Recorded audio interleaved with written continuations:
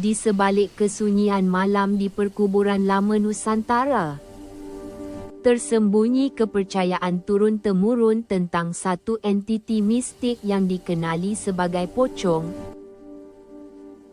Pocong ialah roh orang mati yang terbungkus dengan kafan dan dipercayai belum lagi menemui ketenangan. Pocong adalah sejenis hantu yang sangat terkenal di Nusantara, bahkan menjadi ikon dalam filem horror nasional. Penampakan ini dikenal juga dengan sebutan hantu bungkus kerana wujudnya yang berupa mayat terbungkus kain kafan.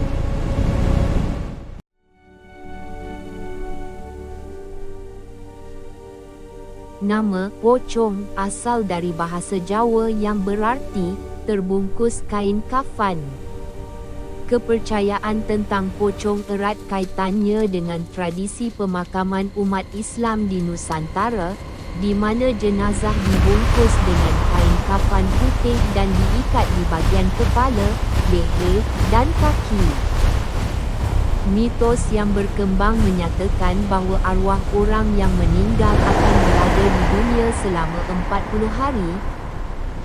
Setelah 40 hari ikatan kain kafannya tidak dilepaskan, maka arwah tersebut akan bangkit dari kubur dalam wujud pocong untuk meminta pertolongan agar ikatannya dibuka. Setelah ikatan dilepaskan, arwah dipercayai dapat meninggalkan dunia dengan tenang. Pocong digambarkan secara bervariasi dalam cerita rakyat dan filem.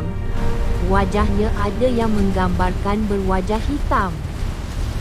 Versi lain menyebutkan wajahnya pucat, rata, dengan lubang mata berongga atau tertutup dengan kapas.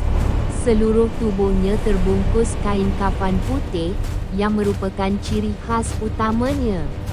Meski di filem-filem pocong digambarkan berjalan dengan melompat-lompat, mitos asli menyebutkan pocong bergerak dengan cara melayang di atas tanah. Hal ini kerana kaki mereka terikat kain kafan, sehingga tidak boleh berjalan. Pocong dipercayai memiliki berbagai perilaku dan kemampuan gaib. Ada yang muncul untuk menyampaikan pesan atau meminta didoakan tanpa berniat mengganggu manusia. Namun, ada pula yang senang menakut-nakutkan atau bahkan bersikap agresif. Sebagai makhluk gaib, pocong dapat menembusi benda padat, berpindah tempat sekelip mata, dan melayang-layang. Mereka muncul di mana-mana sahaja. Tetapi kononnya memiliki tempat kesukaannya, iaitu di sekitar pohon-pohon pisang. Mitos mengatakan pocong biasanya hanya muncul bila seseorang sedang sendirian, tidak di keramaian. Jika bertemu, kita dilarang menatap matanya kerana dapat membuat tubuh jadi kaku. Dari perspektif agama Islam, mitos pocong tidak dapat diterima langsung.